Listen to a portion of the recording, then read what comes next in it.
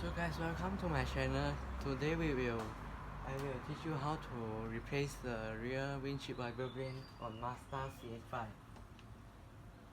First step, unplug the old one, click sound, and then this, and replace the new one.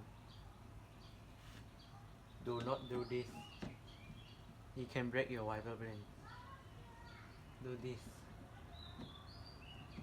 and then click sound.